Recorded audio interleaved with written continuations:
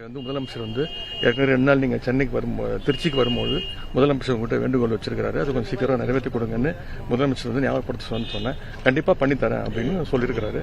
அதன் பிறகு இங்கே சகோதரர் ராகுல் காந்தி அவர்களை மரியாதை நிமித்தமாக அவரை பார்த்து நலம் விசாரிச்சுட்டு போகிறோம். ராகுல் காந்தி பார்க்கும்போது ஏதாவது அரசியல் பற்றி ஏதாவது பேசப்படும். நாடாளுமன்ற தேர்தல் வர இருக்கு. இன்னைக்கு காங்கிரஸ் கட்சி அதை பற்றி பேசினாரு. அதை நான் இப்ப சொல்ல முடியாது. அவருடைய பாத யாத்திரை திருப்பி மணிப்பூர்ல துவங்க போறதா சொன்னாரு.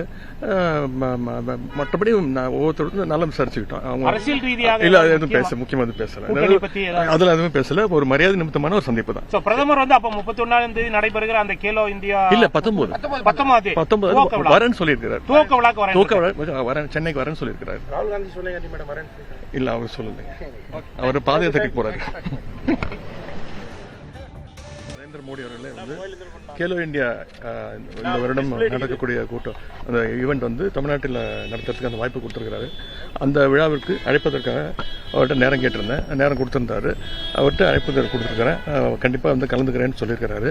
அதே மாதிரி சென்னை வெள்ளம், தூத்துக்குடி மாவட்டம், நெல்லை மாவட்டம் வெள்ளத்துக்கு பெரிய பாதிப்பு இருக்கிறது. அதுக்கும் நீங்கள் நிவாரண தொகை முதலமைச்சர் ஏற்கனவே 2 நாள் நீங்கள் சென்னைக்கு திருச்சிக்கு வரும்போது முதலமைச்சர் உங்கள்கிட்ட வேண்டுகோள் வச்சிருக்காரு. அது கொஞ்சம் சீக்கிரம் நிறைவேற்றி கொடுங்கன்னு முதலமைச்சர் ஞாபகப்படுத்த சொன்னேன். கண்டிப்பாக பண்ணித்தரேன் அப்படின்னு சொல்லியிருக்கிறாரு.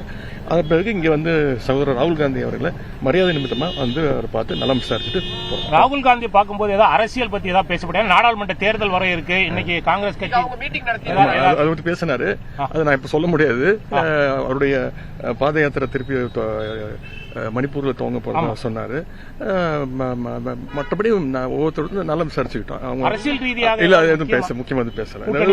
அதுல எதுவும் பேசல. ஒரு மரியாதை நிமித்தமான ஒரு சந்திப்பு தான். பிரதமர் அப்ப 31ஆம் தேதி நடைபெறுகிற அந்த கேலோ இந்தியா இல்ல 19 வரேன்னு சொல்லியிருக்கிறார். துவக்க விழா சென்னைக்கு வரேன்னு சொல்லியிருக்கிறார். ராகுல் காந்தி சொல்லுங்க மேடம் வரேன்.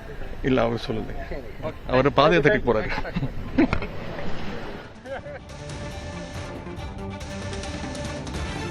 உதயநிதி ஸ்டாலின் செய்தியாளர்களை சந்தித்தார். அதில் குறிப்பாக ராகுல் காந்தியை சந்தித்து பேசிட்டு பின்பு செய்தியாளர்களை சந்தித்தார். அரசியல் குறித்து எதுவும் பேசவில்லை என்றும் மரியாதை நிமித்தமாக சந்தித்தேன் என்றும் கூறியுள்ளார்.